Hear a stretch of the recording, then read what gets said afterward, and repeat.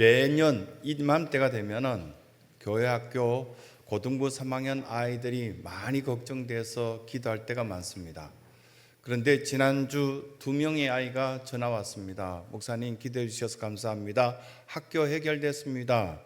어느 학교와 상관없이 너무 행복하고 좋은 기쁨의 소식이었습니다. 그냥 잘했다, 고생했다, 오늘부터 푹 쉬고 그리고 즐겁게 시간을 보냈으면 좋겠다 이야기를 나누고요. 혹시 점심시간에 시간 되면은 미래초등학교 옆에 있는 BHC에서 만났으면 좋겠다 그랬더니 너무 행복하고 좋아하더라고요. 또 아시는 분들은 수준 있는 분들입니다.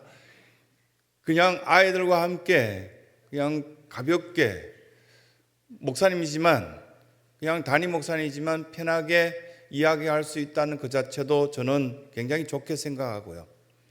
그래도 그냥 알아맞혀봐 라고 이렇게 하시는 어른들이 많은데 내가 지난주에 어디 갔는지 알아맞혀봐 이렇게 하시는 분들 많잖아요. 그런데 목사님 제가 학교 이렇게 됐어요, 저렇게 됐어요 이렇게 이야기해 주니까 너무 행복하고 좋았습니다. 그런 아이 한 명 한 명이 또 우리에게는 기쁨을 주고 있습니다. 해마다 뉴스에는 보면은 아이들이 낙방됐고 떨어져서 이제 좌절하여서 자살하고 괴로움을 겪는 엄마들 이야기가 뉴스거리가 됩니다. 사실 그건 뉴스에 안 냈으면 좋겠다라는 마음을 많이 가질 때도 있습니다. 한 1, 2년 전에 뉴스에 또 이맘때 정도에 19살짜리 아이가 자기 엄마를 칼로 찔러 죽인 어떤 이야기들이 뉴스거리가 되었습니다. 근데 그 엄마가 보면은 좀 욕심이 심하다라는 생각이 들었는데 그 뉴스의 내용들이 이런 내용이었습니다. 그 아이가 전국의 4,000등이었습니다. 그런데 서울대에서 4,000명까지 해마다 입학이 가능하다고 그렇게 이야기해서 야 4,000등이면 정말 공부 잘하는데 그래서 최근에 설교를 준비하다가 검색해 보니까요 그 아이는 그 학교에서 이렇게 전교 1등이었습니다. 근데 엄마가 따라다니면서 매번 한다는 이야기가 밤 12시 정도 집에 들어오는 그 아이를 따라가면서 그냥 씻어라, 쉬어라, 고생했다 이렇게 말해주지 않고 왜 너는 전국 1등 못 되니? 엄마들의 표정이 굉장히 진지해지는데요. 그 정도 되면 정말 잘하는 겁니다. 정말 귀한 아이입니다. 전국 4,000등, 저는 꿈에도 이렇게 생각할 수 없는 숫자입니다. 전국 4,000등 했다고 엄마가 못마땅하다고 전국 1등 해라고 어떻게 전교 1등 엄마 싫어 전국 1등 하라고 그렇게 따랐는데 그 아이가 그날 저녁에는 도저히 견디지 못해서 부엌칼로 엄마를 찔러 죽였다는 겁니다. 무슨 그런 일이 있냐고. 왜 그런 기쁨을 내팽개치고 지옥 같은 인생을 평생 사는 그 인생의 길을 선택했냐 그런 생각이 들었다는 겁니다. 약 900km 저 멀리서 걸어왔던 한두 사람, 아니 동방박사는 몇 사람인가 이렇게 우리가 생각했을 때 저는 교회 학교를 다닐 때 3명으로 알았습니다. 신학교 가기 전까지 그것들이 궁금했습니다. 신약을 전공하는 교수님께 물었을 때 누가 3명이라더냐 라고 물었을 때 저는 황금과 유향과 몰약 한 명씩 드렸으니까 3명 아닙니까? 누가 그러던데 라고 이야기하시면서 꾸지람을 하시고 설명하셨는데요. 그때 그 선생님의 입장에서는 4명이라고 생각하셔서 저도 4명이라고 생각합니다. 그런데 최근에는 엉뚱하게도 보면 12명이라고 주장하는 사람이 또 나왔습니다. 그래서 그 12명이 저 멀리서 왔다라고 이렇게 이야기하는데 그 12명이라는 숫자는 도대체 어디 왔는지 근거도 없고 그냥 12명이다. 근데 또 그 12명이라는 이야기를 듣고 온라인에 보면 네트워크에 그게 1명이라고 또 주장하는 사람이 나타났습니다. 그래서 이걸 가만히 성경에 들여다보니까요 1명 또 2명 또 3명 또 4명 또 12명 또 아무 근거가 없습니다. 그냥 동방박사들 복수가 왔구나. 그리고 그 헬라어로 된 원문을 몇 번 읽어봤더니 그냥 한 서너 명 이상 왔구나라는 것들을 짐작할 수 있는 단어밖에 없었다라고 생각하시면 좋겠고요. 그들은 너무 슬픔에 찬 이 시대 속에 아마도 우리도 먹고 살만한 어떤 시대가 80년대 지나고 난 데부터 시작하여서 이 구로 지역에도 구로 공단이 바뀌어서 빌딩이 들어서고 그렇게 했지요. 그 전까지는 매일같이 기쁨보다는 슬픔과 고통이 가득 찬 동네가 아니었나 그런 생각들을 해봅니다. 그런데 그때 당시에 오직 이 성탄 트리를 바라보면서 반짝이는 저 정부를 바라볼 때 박수치고 많이 행복했습니다. 많이 기뻐했습니다. 우리에게 저것이 기쁨이 될 것이다. 기쁨이 되었습니다.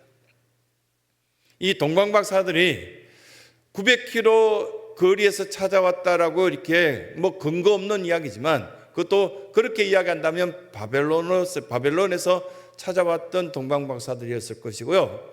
또 1300km라고 이렇게 주장하는 그 이론이 맞다면 이란 지역, 페르시아라는 그 지역에서 아마도 이렇게 보면 베들레헴까지 찾아온 사람들이 아니겠나라는 생각이 듭니다. 그런데 그렇게 멀리에서 그렇게 고통스러운 길을 걸어왔던 이 사람들에게 갑자기 감격하고 기뻐하고 행복해합니다.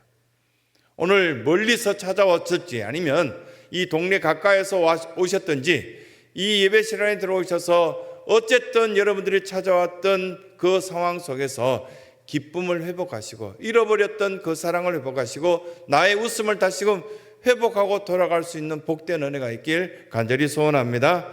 유대인들에게 있어서는 착각하고 오해하고 있었던 것이 있었는데 오랫동안 선지자들이 예언한 그분이 오기만 하면 모든 문제가 해결될 것이다. 그 첫 번째가 정치적인 문제. 이건 지금 또 많은 사람들이 이 나라 속에 좌파와 우파로 딱 분열된 이 상황에 마치 이렇게 메시아가 오셔서 이 모든 문제가 해결되었으면 좋겠다라는 생각을 가진 여러 사람들이 있다는 것 우리는 기억할 필요가 있습니다. 반드시 우리는 기억해야 될 것이 정치적인 왕도 아니고요, 물질적으로 해결해 주는 그런 어떤 정치 지도자도 아니라는 사실입니다. 우리에게 있어서는 구원의 문제, 죄의 문제, 그리고 또 여러분들이 심각한 여러 가지 질병의 고통 속에서 자유함을 입기 위해서 하나님 앞에 나왔을 때 자유케 하실 그 하나님의 은혜를 입어야 되는데 우리는 너무나 종교적이고요, 신앙적인 어떤 그 노선에서 이탈되어서 잘못된 길을 가기 때문에 기쁨이 상실된 신앙생활을 하고 있지 않을까라는 생각을 가지게 되는 것입니다. 옛날부터 이 사람들이 선지자로 통해서 이야기했던 것들이 수많은 이야기들이 있었지만 과연 믿었을까라고 생각해 봤을 때 안 믿었습니다. 지금 또 5만여 교회 속에서 지금 이 시간에 11시 예배 똑같이 드리면서 아마도 오늘 또 대부분 다 기쁨에 대해서 말씀을 전하고 있고 우리는 믿음이 있어야 됩니다 이렇게 선포하고 있지만 예수 그리스도에 대한 믿음이 과연 있는 사람이 몇 프로나 될까? 심지어는 최근에 이렇게 어느 이렇게 조그마한 개척교회 목사님들 찾아뵙기 위해서 가다가 이렇게 걸어가는데 간판에 보니까 믿음 이렇게 하고 갈로 치고 피스토라고 써놨더라고요. 여러분 이런 어떤 글들을 보시면은 이렇게 성도들로서는 이걸 헬라어를 배운 적도 없으니까요 그냥 지나갈 어떤 문제인데 저는 심각하게 받아들였습니다. 믿음, 이 믿음이라는 단어는 피스티스라는 단어인데요, 피스티스는 맡기다, 그리고 또한 그분께 의지하다, 그런 의미의 뜻을 담고 있는 단어입니다. 피스티스가. 이 피스티스라는 이 단어는 온 성도들에게 매우 중요한 겁니다. 왜냐하면 믿음 없이 구원을 받을 수가 없기 때문에. 믿음 없는 사람들이 기도한다는 것은 주술에 불과한 것이고요, 믿음 없는 우리들이 모여서 뭘 이렇게 한다는 것 그 자체가 계속 싸울 수밖에 없는 문제예요. 그런데 피스토라는 단어는 저기 어디서 나왔지? 라는 생각을 가지면서 도대체 왜 아는 척 했을까? 차라리 피스토라는 단어를 쓰지 말고 그냥 믿음 이렇게 단어를 쓰고 그 뒷거를 쭉 이어갔다면 예쁠 텐데 왜 잘못된 저런 어떤 상식을 수많은 사람들에게 이야기할까? 피스티스라는 단어를 왜 몰랐을까라는 생각을 해봤습니다. 그런데 대부분 사람들이 그렇습니다. 우리는 뭔가 아는 척하지만 하나님께 맡겨야 되는데 하나님께 맡기지 못한 그 신앙생활이 진정한 기쁨이 있을까? 불가능하다는 겁니다. 그 대표적인 인물이 누군가? 오늘 성경에 나와 있는 헤롯이라는 이 악역을 담당한 사람입니다. 여러분들이 1절부터 우리가 같이 읽었는데요. 1절에 보면 헤롯 왕 때 시간을 나와 있고요. 장소가 그 다음 나와 있습니다. 유대 베들레헴에서. 베들레헴이라는 이 지역은 그때 당시에는 전혀 알려지지 않는, 소문나지 않는, 사람들에게 이야기하면 잘 모르는 그런 동네였습니다. 그러다 보니까 베들레헴 땅에서 이런 어떤 위대한 인물이 태어난다는 이런 이야기를 들은 적도 없고 상상할 수 없었다라는 이야기를 많은 사람들이 하고 있죠. 그리고 왜 헤롯 왕 때라는 어떤 이 시기를 이렇게 뚜렷하게 이렇게 표기했을까? 그러고 난 뒤에 2절의 시작도 유대인 왕으로 3절의 시작도 헤롯 왕과 뭐 이렇게 표기를 해놓을 때 틀림없이 의미가 있기 때문에 모든 절수 앞에 왕이란 단어를 쓰면서 그 왕의 이름이 헤롯으로 나온 것을 우리가 짐작할 수 있습니다. 그러면 이 헤롯 왕 때는 어떻게 했을까? 정말 어려웠던 시대였습니다. 우리 5공화국보다 더 했을 것이고요, 4공화국보다 더 심각했을 것입니다. 이 헤롯 왕은 분봉왕으로서 그 지역을 통치하면서 자기가 아닌 것은 모두 다 받아들이기 싫어했던 사람입니다. 자기가 아닌 사람들은 아주 잔인하게 모든 것들을 숙청해버리고 없애버렸던 사람인데요. 근데 마가복음에 보면 예수님을 하나님의 종으로 표현했고 누가복음에서는 친구로 표현하는 것을 우리가 쉽게 발견할 수 있습니다. 왜냐하면 누가복음 15장을 읽을 때 여러분들이 그 둘째 아들이 집 나가서 돌아왔던 장면을 봅니다. 그런데 마치 친구처럼 포근하게 안아주는 그런 설명들을 쭉 해나가는 것을 볼 때 누가복음은 예수님을 우리의 친구처럼 표현되어 있구나 하는 것을 쉽게 발견하고요. 그런데 마태복음은 1장부터 딱 읽어 나갈 때 가장 딱딱한 부분처럼 그 족보가 이야기가 쭉 진행되다가 2장에 오면서 이런 어떤 사건의 현장론을 쭉 설명하고 있습니다. 그러면서 매 절세의 시작을 뭐라고 표현하고 있습니까? 왕, 유대인의 왕, 헤롯 왕, 이 왕, 과연 우리들이 기대해야 될 그 왕은 도대체 누구인가? 그런 것들을 설명하기 위해서 이렇게 표현하고 있구나 하는 것을 짐작할 수 있습니다. 헤롯의 입장에서 볼 때 이 어떤 마태복음이나 이런 근거에서 보면 내가 지금 여기에 왕인데 누가 여기에 왕이 태어난단 말인가? 그런 어떤 표현들이라 할 수 있겠습니다. 그래서 왕의 족보에 대한 어떤 설명도 마음에 들지 않았을 것이고 또 우리 동네에 내가 살고 있는 이 지역에 무슨 별이 나타나는 그 자체가 굉장히 화들짝 놀랄 만한 일이었다는 것을 이 헤롯은 표현하고 있습니다. 내 입장에서 볼 때 나 외에 그 모든 것들은 잘못된 것처럼 이야기하고 고민하고 그리고 또 없애버렸던 그 대표적인 인물이 헤롯이었습니다.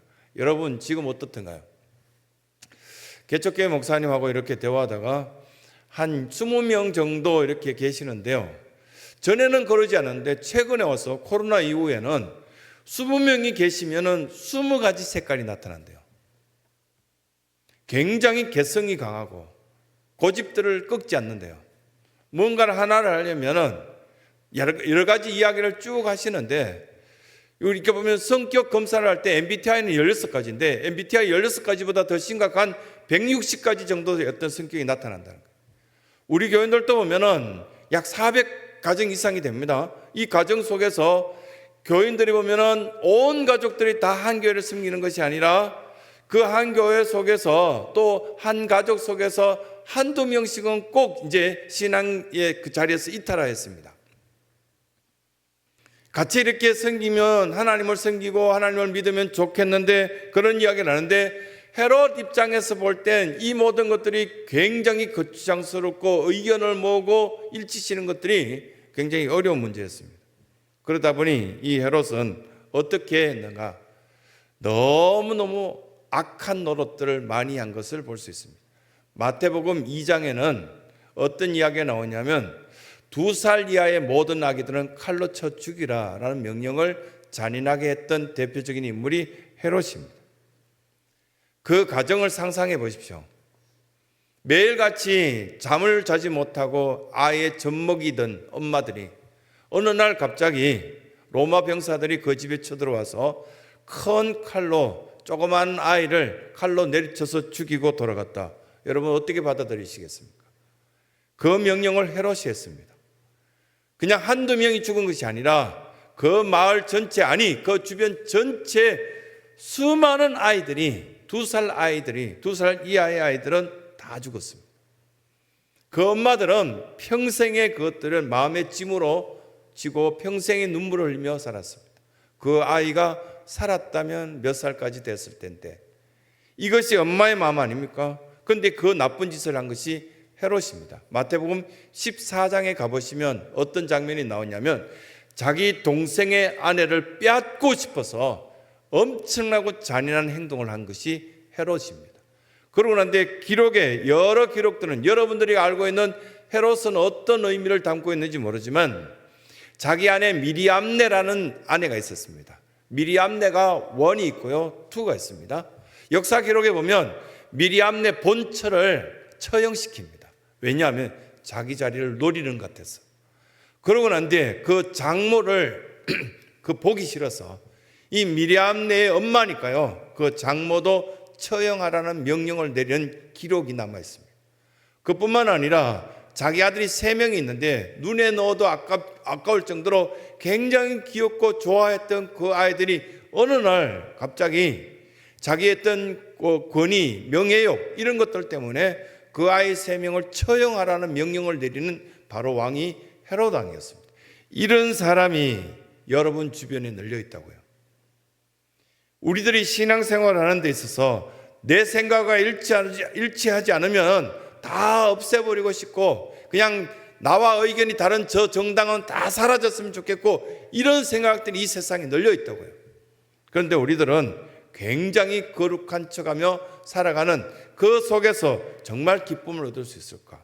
이 헤롯과 같은 악한 어떤 행동들을 하는 그 사람들 속에서 여러분들이 진정으로 기쁨을 찾을 수 있는 일체의 비결이 있다면 무엇일까? 이 말씀을 우리에게 주신 이유는 헤롯 통치 때나 지금이나 비슷한 그런 일들이 계속 벌어지고 있다고요. 사랑하는 성도들이 아기 예수 그리스도를 진정으로 영접하고 그 아기 예수 그리스도를 통하여서 소망을 얻지 못한다면 제대로 된 기쁨을 얻을 수 있을까? 이것을 첫 번째 말씀하시는 것이고요. 두 번째는 직업적인 종교인들이 잃어버렸던 기쁨에 대해서 설명하고 있는 것들을 보게 됩니다. 4절을 보실래요? 왕이 모든 대제사장과 백성의 서기관들을 모아서 그리스도가 어디 나겠느냐 물으니, 이 사람들 성경을 암송하고 있었습니다. 창세기, 출애굽기, 레위기, 민수기, 신명기는 달달달 암송하고 있었던 사람들이 예언에 대한 어떤 내용들을 다 알고 있었던 사람이 믿지 않았습니다. 웃기지 않습니까? 거의 월급을 받고 종교적인 생활들을 하는 이 사람들은 지식은 있었지만 삶의 적용은 1%도 되지 않아서 이 이야기를 묻자, 왕이 도대체 어디 난단 말이냐 이렇게 묻자 깜짝 놀라서 도대체 어디 난단 말인가, 그때부터 찾아 뒤지기 시작하는 그런 종교인들을 보게 됩니다. 엄마 뱃속에서부터 시작해서 모태신앙을 갖고 이 교회 속에서 성장된 참 좋으신 분들이 많이 있습니다. 그 가운데 꽤 수준이 있는 분들이 있고요, 이미 부정적인 어떤 마음이 비틀려져서 그 마음에 말씀을 담을 수 없는 그런 안타까운 사람들도 있다고요. 성경은 여러 가지 어떤 성경들을 수없이 마음에 담았지만 제대로 믿지 못하여서 말씀의 찔림도 없고 말씀의 감동도 없고 말씀의 기쁨도 없다. 이 상태가 바로 이 기쁨을 잃어버렸던 이렇게 직업적인 종교인들의 한 모습인 것을 보게 됩니다. 제사를 드릴 때 양도 드리고 소도 드리고 막 이렇게 했잖아요. 저 갈릴리 지역에서 예루살렘까지는 약 300km 넘습니다. 저 갈릴리 지역에서 예배를 드리기 위해서 예루살렘까지 오면서 처음에는 소를 몰고 왔고 염소를, 양을 몰고 왔습니다. 그러다가 이건 너무 힘드니까 예루살렘 성전 앞에서 그렇게 어렵게 몰고 다니지 말고 여기서 파는 것들을 바꿔서 그냥 예배를 드리라 이렇게 하는 것들이 굉장히 선하게 보이고 좋아 보였습니다. 그런데 나중에 기록을 이번 주에 읽어봤더니요, 4배의 가격을 받고 이 사람들이 대제사장과 서기관들이 팔기 시작했습니다. 본인이 직접 하지 않았지만 이렇게 누구인가 그 일거리를 맡겨서 굉장히 돈 된다, 너 해볼래? 이렇게 하고 예루살렘 성전에서 돈 바꾸는 일, 그리고 또 짐승 파는 일들을 이 사람들이 했다는 겁니다. 이들에게 기쁨이 있었을까요? 예배드리는 데 대해서 두려움이 있었을까요? 감격이 있었을까? 거의 불가능했다고 볼 수 있습니다. 사무엘 존슨이란 영국 사람인데요. 여러분들이 이 사무엘 존슨을 어떻게 기억할 수 있냐면 습관은 제2의 천성이다, 이렇게 말하신 분이 사무엘 존슨입니다. 이 사람이 수많은 크리스찬들을 봤을 때 너무너무 좋아 보였습니다. 왜 신앙생활을 하면 좋으냐 물었을 때 이 사람이 강의를 하거나 젊은이들 앞에서 이런 이야기를 했습니다. 희망을 가지고 있다는 것은 가장 축복이다, 큰 축복이다. 바로 희망이 우리에게 있어서는 행복인 것이다. 이런 어떤 강의를 많이 했습니다. 그 책 내용도 여러분 읽어보시면 사무엘 존슨이 쓴 책들 보면 희망에 대해서 많이 이야기하는데요. 그 희망이 결국은 내일 또 우리는 사랑하는 성도들과 권사님을 만나고 집사님을 만나면 너무 재밌겠는데 점심 무렵에 그 집사님을 만나서 점심 식사 약속하는 그 순간부터 기쁨이 계속 유지되는 것, 이런 것들이 크리스찬의 특징이라는 겁니다. 토요일 정도 되면 주일 예배를 드리러 올 때 옷을 입고 갈까? 내일은 좀 춥다는데 단단히 옷을 챙겨야겠다, 이런 생각하는 그 순간부터 마음의 행복이 뿌듯하게 찾아오고요. 또 이렇게 보면은 성경을 바라보면서 한 절을 읽더라도 나의 속에 이렇게 마음을 터치하시는 그 하나님의 손길을 느끼는 것이 바로 이것이 희망적이고 행복을 맛보는 그런 일체의 비결인 것을 이 말씀은 우리에게 교훈하시는데요. 만약에 직업적인 종교인처럼 그렇게 됐다면 딱딱해진 그 마음속에는 어떤 것 들어가기 힘들겠구나, 그 말씀을 지금 하고 계시는 겁니다. 아기 예수를 만났던 그 희망적인 사람들, 그들에게 있어서는 그 희망 속에서는 모든 행복을 찾을 수 있었습니다. 신성교회 사랑하는 성도들 여러 사람들을 보면 참 위기 상황 속에 놓여진 많은 사람들도 보고요. 물질이 많다 할지라도 너무 어렵고 힘들게 생활하신 분도 있고요. 물질이 없어서 괴로운 사람들도 있겠지만 건강이 한번 무너지니까요, 너무 많은 것들을 잃어버립니다. 그런데 건강이 어디에서부터 잃어버리기 시작하는가?